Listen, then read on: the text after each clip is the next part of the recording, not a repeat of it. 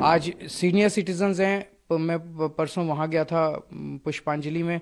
वहाँ पे एक 64 साल के बुजुर्ग की चाकू मार के हत्या कर दी गई।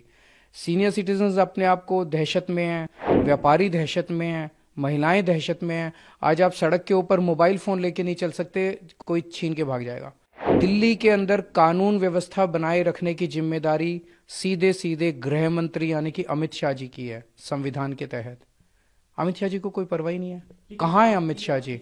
दिल्ली की कानून व्यवस्था बहुत भयावह हो गई है। लॉ एंड ऑर्डर की बहुत बुरी हालत हो गई है और खुलेआम गोलीबारी हो रही है, खुलेआम चाकूबाजी हो रही है। आज सुबह विश्वास नगर में एक बर्तन के व्यापारी मॉर्निंग वॉक के लिए गए। जब घर वापस आ रहे थे तो भरी सड़क के ऊपर 2 मोटरसाइकिल सवारों ने आके उनके ऊपर 8 राउंड गोली चलाई।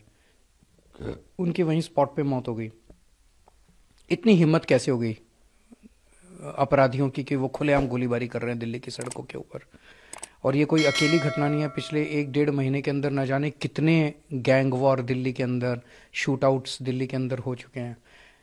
आज ही उस विश्वासनगर की घटना के कुछ घंटे के बाद गोविंदपुरी में एक व्यक्ति की चाकू मार के हत्या कर दी गई।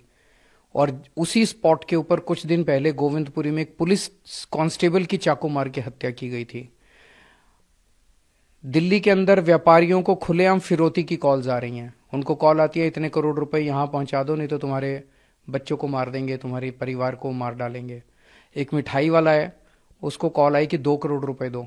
जब उसने देने से मना कर दिया तो 2 दिन बाद उसकी दुकान के ऊपर 2 मोटरसाइकिल सवार आए और उन्होंने धुआंधार गोलियां चला दी। एक कार के शोरूम वाला है, उससे 5 करोड़ रुपए मांगे गए। जब उसने मना कर दिया तो 22 राउंड गोलियां उसके शोरूम के ऊपर चलाई गई। इस तरह से न जाने कितने मामले हैं।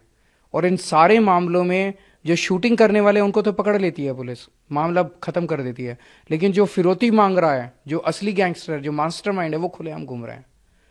सबको पता है कि 11-12 गैंग हैं जो दिल्ली के अंदर ऑपरेट कर रहे हैं। एक को भी नहीं पकड़ पाए अभी ये लोग। तो महिलाएं असुरक्षित हैं, महिलाओं के किडनैपिंग हो रही है, उनका रेप हो जाता है, गैंग रेप हो जाता है, उसके बाद उनका मर्डर कर दिया जाता है। घर से बाहर निकलती हैं लड़कियां, उनके साथ छेड़खानी होती है। किसके पास जाएं? आज सीनियर सिटीजन्स हैं। मैं परसों वहां गया था पुष्पांजलि में।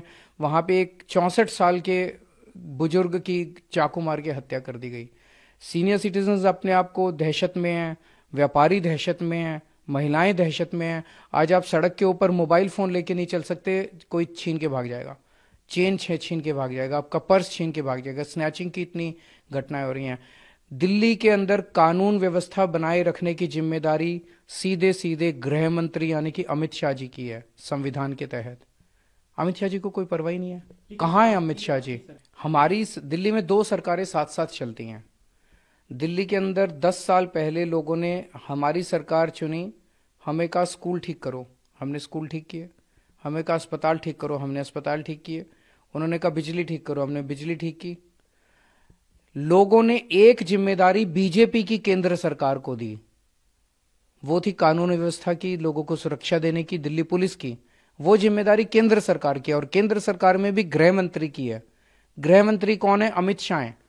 तो बीजेपी और अमित शाह, अब उनको एक ही जिम्मेदारी लोगों ने दी थी, उसमें भी वो बुरी तरह से फेल हो गए हैं। आज उन्होंने दिल्ली का बुरा हाल कर दिया। केवल और केवल गंदी राजनीति करते हैं। आप जैसे अभी कह रहे हो गिरिराज जी ने प्रश्न उठाया, तो वो प्रश्न वो भी जानते हैं कि वो गलत बोल रहे हैं, वो भी जानते हैं वो झूठ बोल रहे हैं, जनता को गुमराह कर रहे हैं। वो भी जानते हैं कि बीजेपी की जिम्मेदारी है कानून व्यवस्था को बनाए रखने की। वो नहीं करेंगे, राजनीति करेंगे। केवल राजनीति करते हैं, गंदी राजनीति करते हैं। इससे मेरे दिल्ली के लोगों को सुरक्षा नहीं मिलेगी। मेरी उनसे हाथ जोड़ के अपील है कि कुछ ठोस कदम उठाइए लोगों को सुरक्षा देने के लिए। बयानबाजी बंद कीजिए।